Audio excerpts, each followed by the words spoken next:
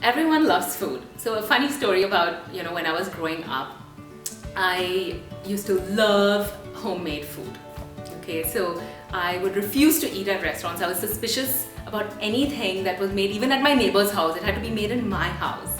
And when we'd go out, on a Saturday night with my parents to Prince's, which was like the coolest restaurant in Bangalore at that time, I would actually either eat at home or eat in the car before heading to the restaurant, or even if I decided to order something in the restaurant, I would ask the waiter if the food was homemade.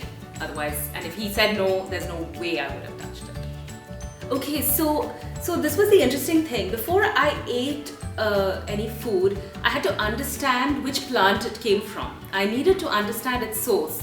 And there was no such thing as pasta when we were growing up. There was this thing called macaroni, okay, which they made into this funny white dish called a bake.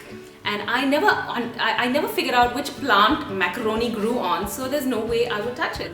I went to college in the US, and I suppose that also came with all of my bad eating habits. So we would eat dinner very early at about 6 p.m. and then about 9 p.m. we'd order an entire pizza. So it all went downhill from there. And in my mid-30s, I decided to hold the reins on my health and get healthy again. So after I had my 2 kids, I think I tried every fad diet in the book.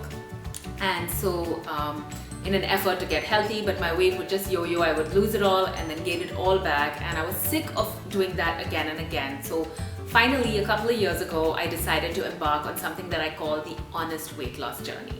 I just wanted to do it for once and for all and just sustain a healthy weight forever. And I wanted to do this by eating balanced meals, by not skipping carbs or anything like that, but just by eating real food every single day and working out every single day. So I actually had this idea of going public with my weight loss journey for a couple of reasons, just to share with everyone that it is possible and also to hold myself accountable. So I started blogging about it, and it was really quite amazing because in addition to being really disciplined and working out and taking care of my kids and of course going to work, after everyone went to bed, I would actually spend an hour and blog, and it was really wonderful because people from all over the world started encouraging me, and I realized that I was helping people with their journeys. Reaching a certain weight was never my end goal. The idea was always to use that as a starting point and to use my body as a tool to do more adventurous things. I just wanted to be this fit mom, this fit person where my body is not an issue and not holding me back from anything. And so life just got so much better after that. It wasn't anymore about watching the scales. It was more about adding nutrition to your plate, really enjoying every single meal. And if you ask me at any point what I'm thinking about, and I can tell you honestly that I am just thinking about my next meal because I'm so excited. Getting healthy is not just about eating balanced meals and exercising. The more that I started researching about it, I discovered that the regular produce, fruits and vegetables that you get at your neighborhood market is just full of petrochemical pesticides. So that's when I started discovering organic food, and I really started making a huge effort in my home to try to get my entire home to eat organic.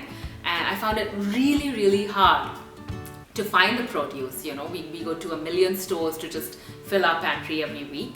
So my co-founder Misha and I had this dream of creating a place where everyone can just blindly trust us. They can just walk through the aisles and not have to turn any single product to read the ingredients. They will know and trust that every single product on our shelves will be certified organic and vetted by us.